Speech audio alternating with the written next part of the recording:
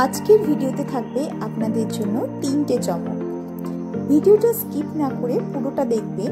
আশা করব ভিডিওটা আপনাদের ভালো লাগবে।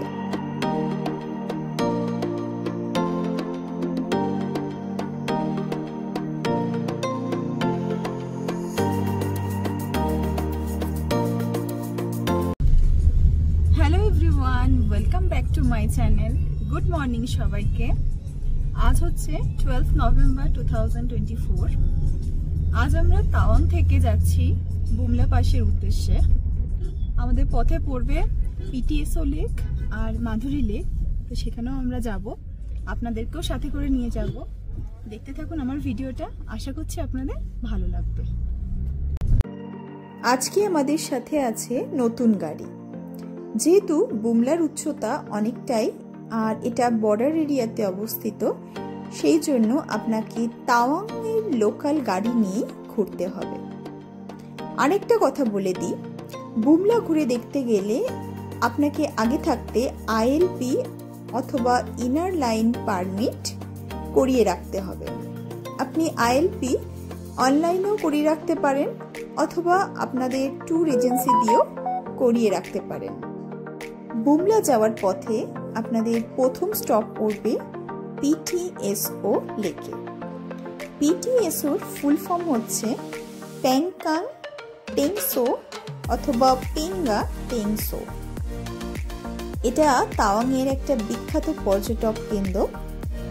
তাওয়াং থেকে এটা দূরত্ব 17 কিলোমিটার মতো, আর সমুদ্রপৃষ্ঠ থেকে এই পিটিএসওর উচ্চতা হচ্ছে 12,000 ফিট। পিটিএসও লেক যাওয়ার পথেই আমরা দেখতে পাচ্ছি আকাশে পুরো কালো মেঘে ঢেকে গেছে একদিকটা, আবার তার উল্টো দিকটাই কিন্তু বেশ রোদ আছে। পাহাড়ের রাস্তায় এটাই মজা। দেখতে দেখতে আমরা চলে এসেছি পিটিএসও লেকে। পিটিএসও লেকের চারিদিকের পরিবেশটা খুব সুন্দর। আকাশটা পরিষ্কার থাকলে হয়তো আরো সুন্দর লাগতো এই লেকটাকে দেখতে। স্বচ্ছ, সুন্দর, শান্ত লেকের জল। আর সব থেকে যেটা বড় কথা সেটা হচ্ছে এখানে অসম্ভব ঠান্ডা। বৌদ্ধরা এই লেকটাকে একটা পবিত্র লেক বলে মনে করেন।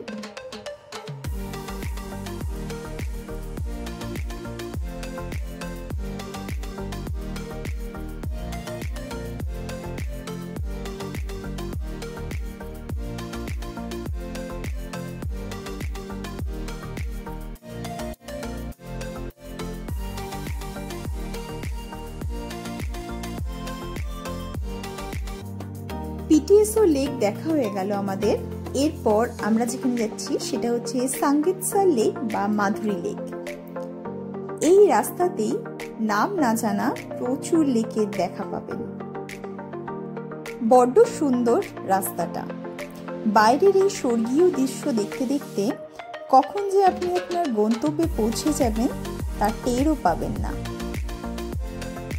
আমাদের সাথে আপনারাও এনজয় করুন এই জার্নিটা।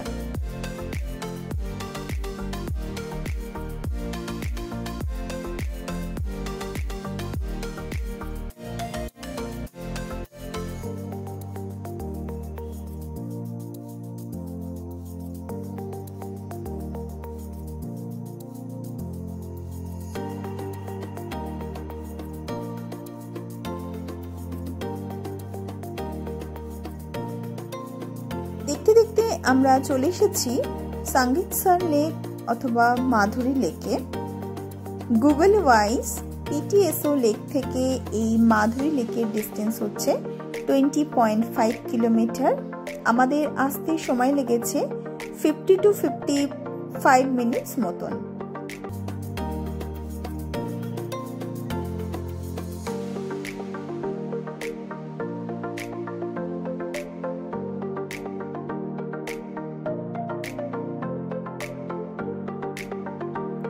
আমার এই অরুণাচল প্রদেশের ভিডিওগুলো আপনাদের কিরকম লাগছে তা অবশ্যই কমেন্টে আমাকে লিখে জানাবেন। যদি ভালো লাগে একটা লাইক করে দেবেন। আপনাদের করা একটা লাইক আমাকে আরো বেশি মোটিভেট করবে নতুন নতুন ভিডিও বানাতে।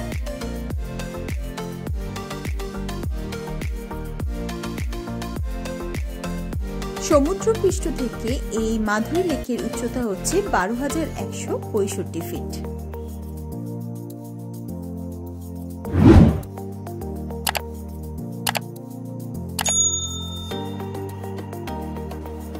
আমরা এখন আছি সাঙ্গীতসর লেকের আর্মি ক্যান্টিনে। বাইরে বিশাল ঠান্ডা, আর আমরা এখন অর্ডার দিয়েছি 2 প্লেট মোমো। তো এই খেয়ে আবার লেকে যাব। 1973-তে অরুণাচল প্রদেশে ভূমিকম্পের সময় পাথর, গাছ এবং বোল্ডার পড়ে এই সাঙ্গীতসর লেকটি তৈরি হয়েছে।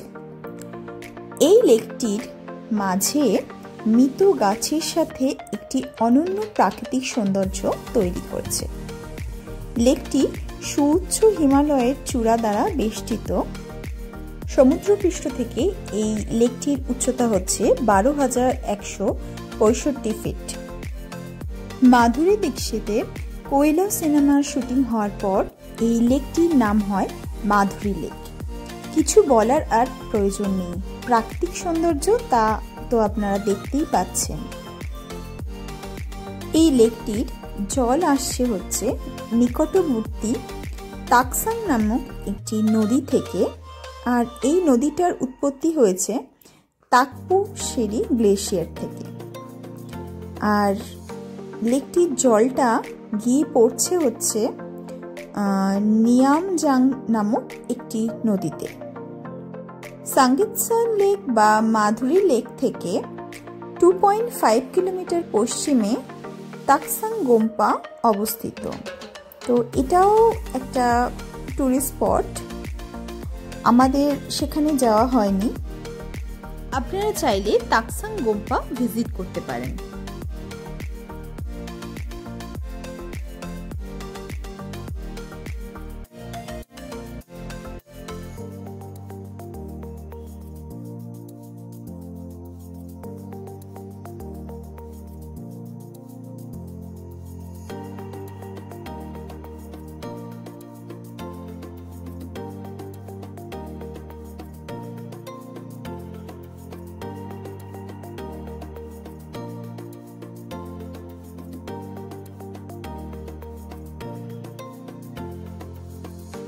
লেক দেখে এবার আমরা চলেছি বুমলা পাসের উদ্দেশ্যে। বুমলা পাসের উচ্চতা হচ্ছে 15,200 ফিট অ্যাবভ সি লেভেল। আর রাস্তাটা দেখেছেন কি সুন্দর রাস্তা, আর তার দুধারে এই যে রুক্ষ সূক্ষ্ম পাহাড়, তাদেরও যে এমন সুন্দর রূপ আমি জাস্ট দেখে অবাক হয়ে তাকিয়েছিলাম।